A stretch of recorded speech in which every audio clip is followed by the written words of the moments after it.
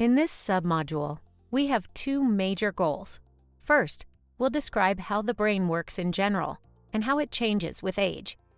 Then we'll differentiate, quote, normal brain aging from diseases like Alzheimer's disease, which you see often in elder care. So let's dig in with a little game to explore what we know about brains and cognition and myths that you have probably heard before. First up, fact or fiction. Humans use only 10% of their brain. All the rest is untapped potential waiting to be used. This is one of the most popular brain myths we hear in popular culture. You may have even heard it in movies.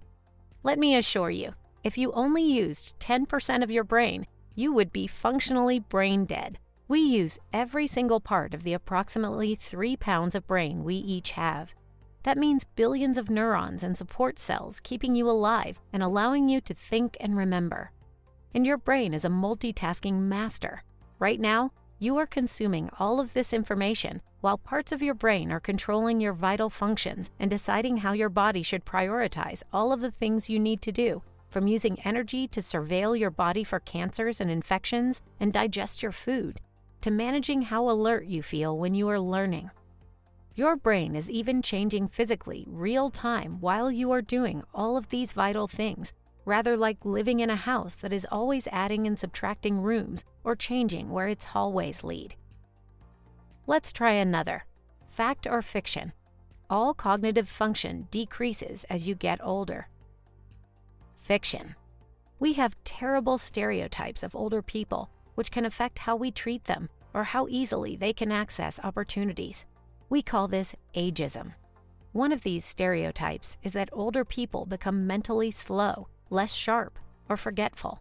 And while some cognitive functions do decline with age, others improve, like social cognition, or the ability to respond appropriately to social events and situations. Let's try another. Fact or fiction? Alzheimer's disease reveals a person's true self. If you are mean with Alzheimer's disease, you were probably mean all along, and the disease is showing your true colors. This may be one of the most devastating myths for older people with diseases like Alzheimer's disease. When we think a person's disease symptoms are that person, we are less likely to treat that person with kindness and respect. Just as people living with cancer aren't their disease, neither are people with Alzheimer's disease. Behavior is controlled by the brain. The region of the brain that degenerates dictates which behaviors will change. Someday, we may think of Alzheimer's disease like we now think of cancer.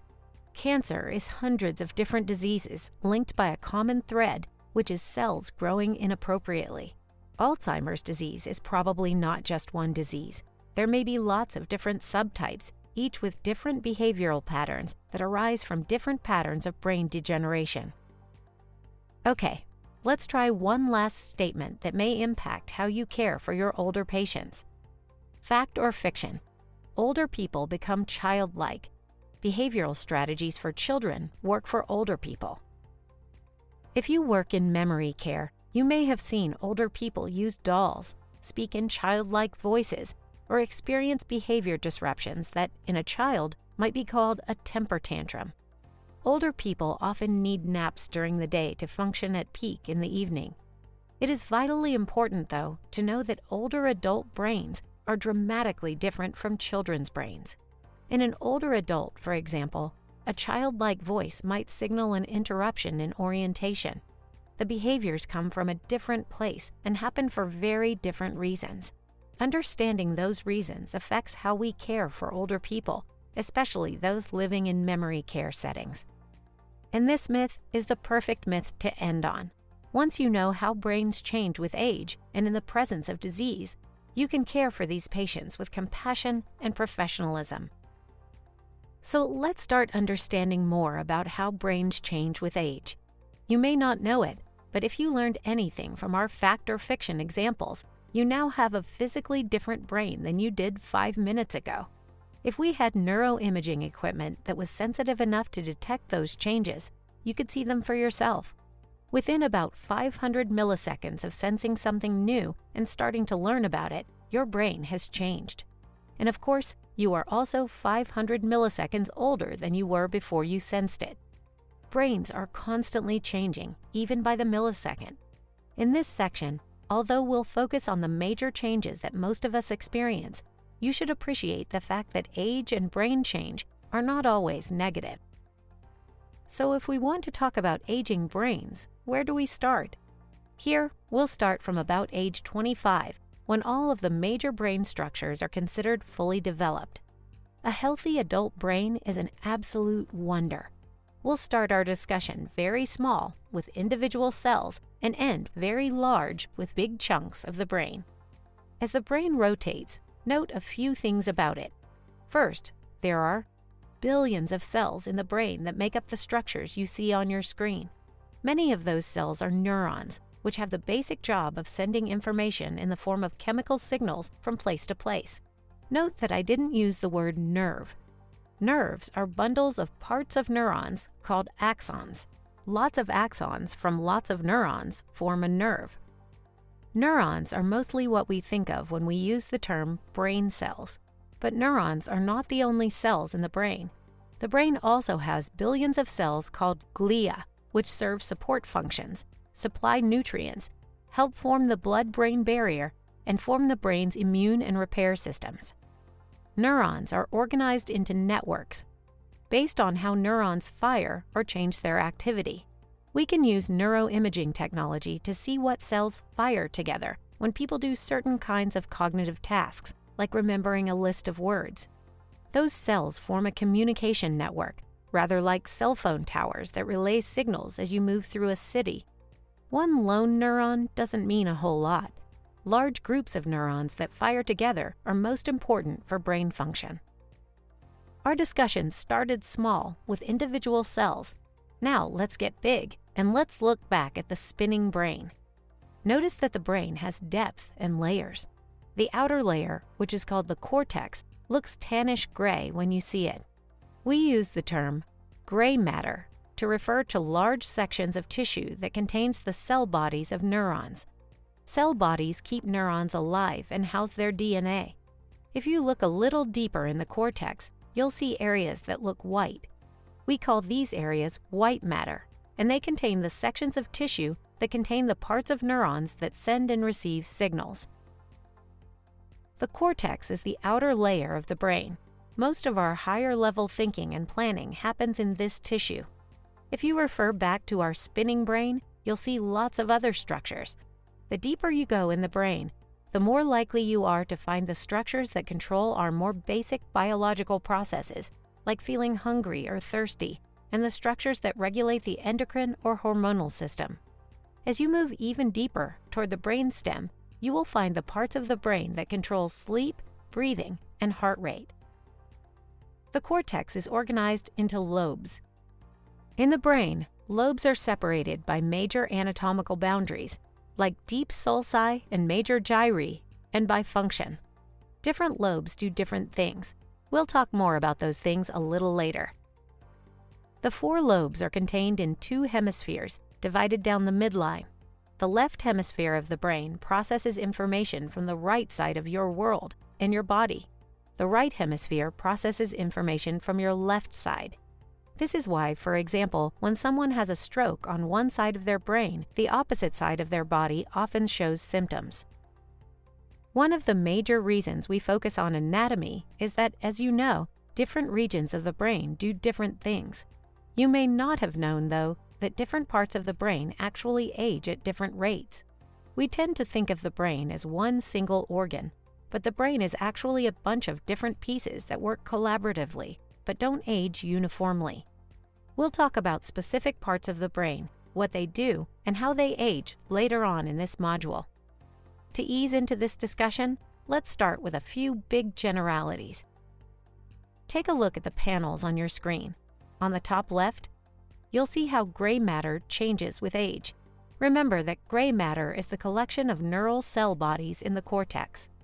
These cell bodies contain the guts of the cell, the vital parts of the cell that keep it alive. As you can see by looking at the top left panel, even in healthy people, it is common to lose brain cells as you age.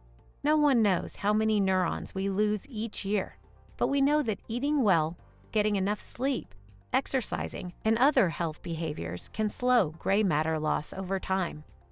Since many neurodegenerative diseases happen because cells in the brain die, gray matter volume tells us whether or not a person is losing too many cells over time.